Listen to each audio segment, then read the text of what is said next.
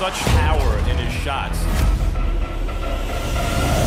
Sinister, the most sinister presence in the ring. That's maybe yet to come. This guy is a mean. I don't think that Eleider Alvarez is going to defeat. By the way, here's the card, by the way. It's going to be August the 4th on HBO. Unfortunately, I couldn't get to the fight, little too late of notice in regards to my medical issues I had. But as it stands right now, WBO 175-pound champion Sergey Kovalev, 32-2 with 1 draw, 28 KOs. He's only been stopped once, controversially against Andre Ward. In my personal opinion, it was borderline, especially with the high shorts of Kovalev. But the past is the past. Now he's back to on his way to reclaim his titles that have been scattered around the 175-pound division. Of course, Adonis Stevenson coming off of a very big, heart-filled win against Badu Jack is still WBC 175-pound champion. This guy, Eleider Alvarez, has been the mandatory for Adonis Stevenson's WBC title since November of 2015. Over 2.5 years ago. Step-asides and finagling between the managers, promoters, etc. He didn't get his title shot. Now you have a WBC interim champion in Alexander Grovesdick, who is ordered or who is supposed to be fighting Adonis Stevenson in his next fight. There's no ifs, ands, or buts. And you have Kovalev taking on Eleider Alvarez because, well, he's finally getting his title shot on HBO. And unless we see, I've watched these fights, by the way. I watched the Jean Pascal fight, which was on undercard of Adonis Stevenson versus Pascal. Adonis Stevenson versus Fonfara 2. The Lucien Boutte fight was a very, very big fight up there in Canada. And Isaac Chilemba is when he became the mandatory, if I'm correct. So, looking at him and watching multiple fights of his, he's a good all-around overall boxer, but I don't see him beating Kovalev because I don't see him having the power to keep Kovalev off of him. And also the fact that I'm not saying that he's not, because we don't know until he gets into the ring. Right now, by the way, it's August the 1st, 2018. I'm TstreeT Controversy. This is TstreeT Controversy Live, 8:55 a.m. Eastern Standard Time. The fight's taking place this Saturday on HBO, obviously, on August the 4th. Let me stop stumbling over my words and stop trying to sugarcoat it. I think that Kovalev is going to knock him out. Unless Eleider Alvarez goes in there and does a lot of movement and tries to, box and make it a cat and mouse game against Kovalev. The style that he fights, he's right there in the middle of the ring with you. And one thing about Kovalev he doesn't get enough respect for is Kovalev is a really good boxer. Not just good, he's a really good boxer when he's not trying to focus on knocking you out. I mean, look at the first 2 Andre Ward fights. The first fight, yes, controversial, but he was outboxing pound for pound what people say one of the greatest, if not the greatest pound for pound boxer in the world at the time, So if Kovalev decides to box, and it's not like he's just, he has the amateur pedigree to go with it too. If he decides to box, then Eleider Alvarez is going to get knocked out. If he decides to go out there head hunting, then he's going to give Eleider Alvarez a good chance to beat him on the cards, The fight is taking place down in Atlantic City. Atlantic City is having a resurgence in boxing. I was hoping that Main Events had released. I get their emails, their press releases. I was hoping that they had released a Fight Week media schedule because since I'm only an hour away from Atlantic City, I was going to slide down there for you guys for the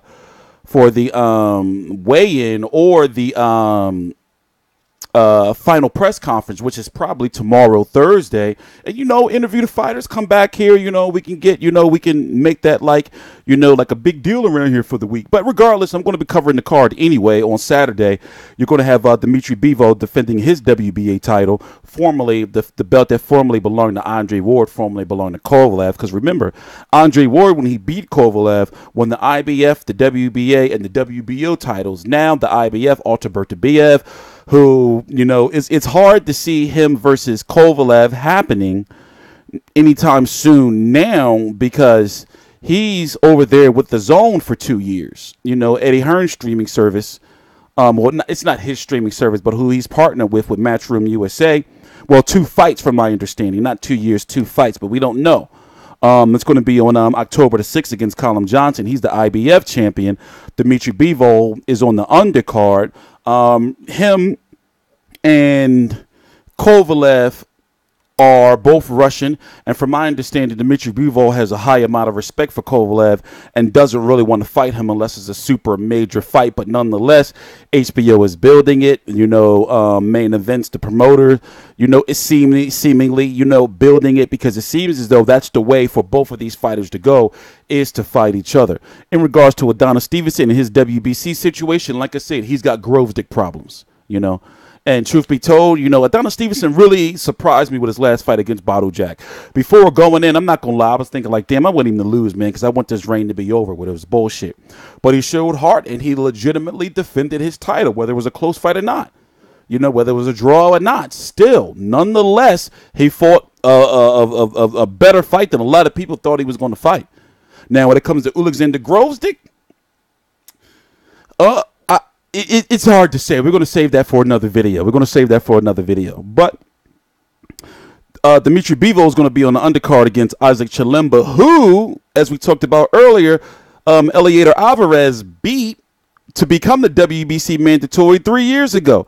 And even though Isaac Chilemba, a cool dude and everything, no disrespect, but remember, he got stretched. Not stretched. He got beat up by Kovalev too, in Kovalev's fight a couple of years ago in Russia. And remember, at first, Kovalev wasn't looking good at all. And these cards was kind of, but the first, this was supposed to be that fight before he went on, to fight Andre Ward.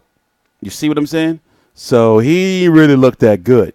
But anyway, I'm also pissed off at you boxing fans still that Kovalev versus Ward was a very, very, very, big event in regards to hardcore boxing fans, but nobody watched it. In regards to, hardcore fans, you motherfuckers streamed it. You know what y'all did, you fucking weirdos.